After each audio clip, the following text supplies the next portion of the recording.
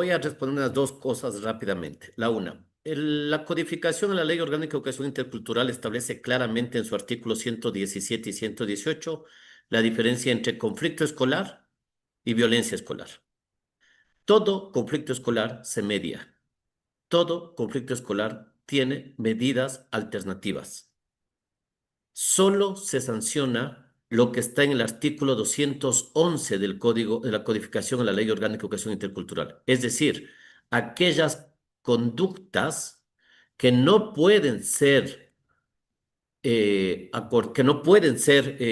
mediadas, como por ejemplo el fraude, la deshonestidad académica, la violencia sexual, etcétera, etcétera. Pero es la Junta Distrital de Resolución de Conflictos la que tiene la competencia de sancionar.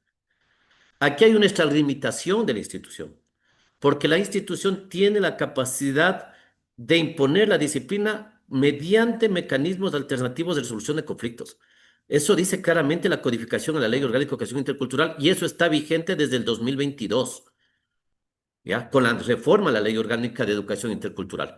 ¿Por qué se hizo esa reforma de esa manera? Porque hay casos, como dice la licenciada Margot y la doctora Margot y la doctora Luz, hay casos en los cuales aparentemente son indisciplinas, pero que tienen que ver con procesos de las inmadureces propias de la edad.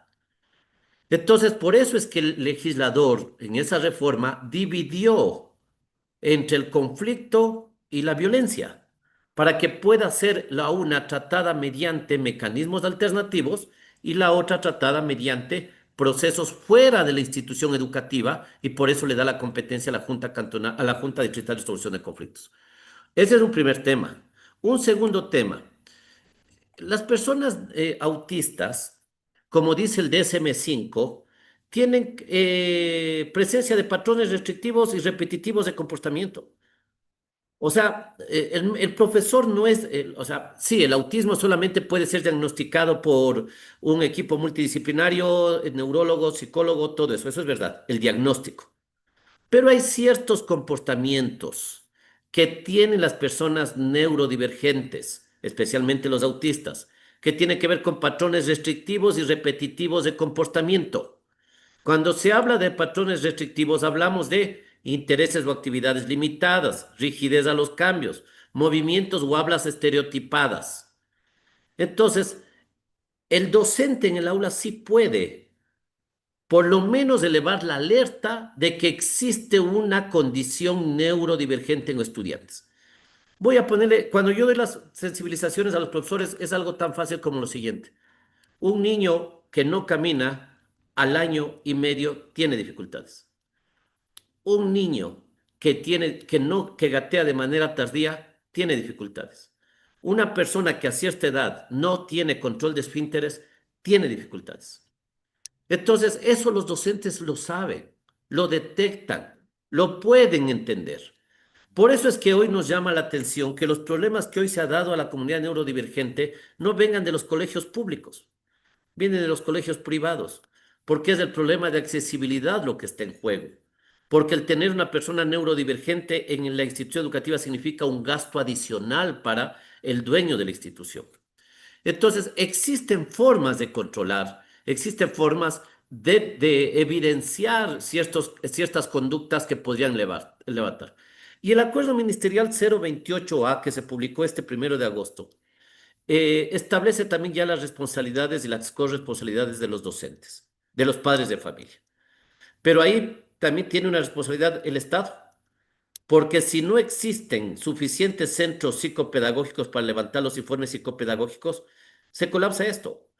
El señor del Ministerio de Educación hablaba de que son 4 en la UDAI de Ambato para 96 instituciones, deben ser cerca de por lo menos 10.000 estudiantes. Entonces, esa UDAI no tiene condiciones de poder levantar informes psicopedagógicos a toda la comunidad educativa. Y si a eso le suma que por ser una adaptación necesaria en ciertos casos, el profesional externo, lo que se denomina maestra sombra, en la institución educativa quien tiene que hacerlo es el Estado. Entonces, la UDAI no tiene capacidad de poner una maestra sombra en una institución pública. Entonces, el sistema está colapsando por problemas económicos, porque no existe el número suficiente de personal que diagnostique. El número de profesionales con capacidad de diagnóstico formados en el sistema que están ahorita funcionando en el sistema de salud pública es pequeño. Uno tiene que estar a la casa de los turnos. Entonces, hay estas dificultades que son ya de estructurales, que tienen que ser tomados en cuenta por el Estado como forma de la obligación que tiene el Estado para garantizar los derechos. Y en ese marco también, sí, el padre de familia tiene la corresponsabilidad, pero también esa corresponsabilidad tiene un límite. Y ese límite parte también en que el estado de salud de una persona es también una información personal, personal. Entonces, si yo planteo la obligatoriedad como parte de la corresponsabilidad que se informe el diagnóstico, que es necesario, no estoy diciendo que no se lo haga, la institución educativa tiene que asegurar que va a tener una comunidad inclusiva que le va a dar una mano. Si no se genera un ambiente de inclusión, los padres así, la ley y la constitución les obligue, seguirán encubriendo los diagnósticos. Porque el proceso de luto que una familia tiene que pasar después del diagnóstico de uno de sus integrantes como una persona autista dura meses e incluso años.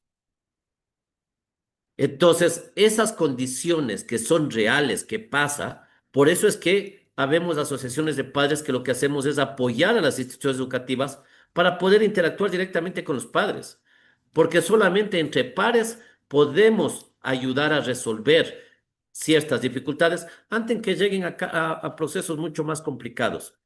Ahora, ¿un autista puede mentir? Sí, sí puede mentir. ¿Un autista puede cometer una infracción? Sí lo puede hacer.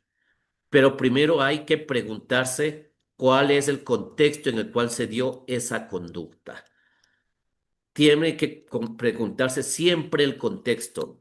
Antes de actuar se tiene que entender el contexto para poder comprender la diferencia entre una crisis o una conducta indisciplinada. Muchísimas